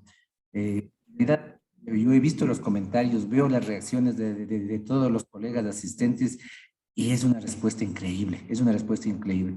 Dar una ante 700 personas también creo que debe ser motivo de motivación para ustedes, ¿no es cierto? Y la promesa que hace Octavio también la hago yo. Para las próximas charlas creo que vamos a tener más asistentes. Así es que desde ya mi agradecimiento a todas las personas que han asistido. Agradecerte a ti, Octavio, por haber depositado la confianza en nosotros. Así es que vamos a seguir promocionando el curso, vamos a seguir enviando la invitación por todos los medios que podamos para que todos puedan acceder a este tipo de charlas pero tan enriquecedoras como las que han sido el día de hoy. Sin más, agradecerles a nombre de Exceltis, a nombre mío propio, la oportunidad que nos han dado de organizar, de tener la logística de este curso, que recién empieza, son solamente 2 de 12 charlas que están planificadas durante 5 meses. Así es que nuevamente, bienvenidos, nos despedimos solamente momentáneamente, esperamos estar con ustedes el 16 de marzo. Gracias de mi parte, muchas gracias a todos. Buenas noches, solamente un tema logístico. Bueno, primero agradecer muchísimo a la doctora Gabriela Piñerera, muy interesante su charla, a pesar de que no soy médico, no tengo el gusto de ser médico, pero realmente muy buena charla. Y quiero hablar también, Santiago, muchas gracias, como siempre, un éxito la charla, y a Octavio. Muchísimas gracias por creer en nosotros. A mí realmente lo que me ha encantado, como dice Galo, es que ustedes pueden ver, de las 700 personas, tenemos gente que está en Sucumbíos, en Orellana, en Galápagos, en muchas ciudades pequeñas que a veces no tienen acceso a este tipo de capacitación. Y este es un curso de 5 meses, o sea, realmente es espectacular lo que estamos haciendo. Y nos sentimos muy orgullosos de ser parte de esto porque estamos llevando el conocimiento a otro nivel. Si no fuera por esta forma nueva de telemática, del Zoom y eso, pues a lo mejor no podríamos llegar. Así que como Exceltis es nada más un orgullo, nos sentimos muy contentos, 700 personas. Hubiéramos demorado más de 3-4 meses con nuestra visita médica en llegar a todos ustedes hoy. Así que muchísimas gracias nuevamente, Gabriela, Antonio y Santiago. Un fuerte abrazo y gracias a todos los participantes, gracias a Galo y a Belén y a toda nuestra fuerza de ventas que son los que están a cargo de darlas a ustedes. Buenas noches. Si tú quieres cerrar, Santiago. Gracias. Yo quería cerrar agradeciéndoles pues a todos por su presencia. Realmente es conmovedor ver la cantidad de gente que se ha congregado, como dices bien tú, de las provincias, muchas veces olvidadas, y este es un instrumento maravilloso. No todas las cosas malas son malas. Las cosas malas como la pandemia nos permitieron esta oportunidad de crecer en webinarios y eventos que antes básicamente ni se pensaban ni se hacían. De modo que seguimos adelante con el trabajo. Octavio, darte un abrazo, y a todos, pues buenas noches por estar con nosotros tanto tiempo, este par de horas juntos, y seguimos dando lo mejor cada día. Buenas noches. Chao. Buenas noches. Muchas Si me gracias a permiten, si me todos. permiten una última cosa, me acaba de comunicar nuestra asistente técnica en audiovisuales que la charla va a estar subida a YouTube en los próximos días. Así es que, por favor, todos los asistentes pueden transmitir el mensaje a los compañeros, a los colegas que no pudieron estar en estas excelentes charlas, que las pueden revisar en el YouTube. Eso les quería comunicar como una buena noticia. Muy bueno. Gracias. Gracias, buenas noches. Chao, chao. Buenas noches con todos. Buenas noches.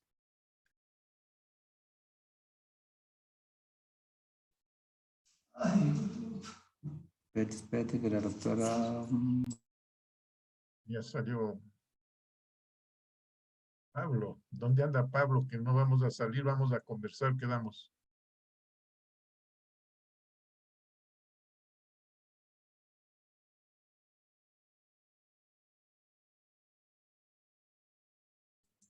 Te digo, Octavio, que todavía están conectados más de 400 personas.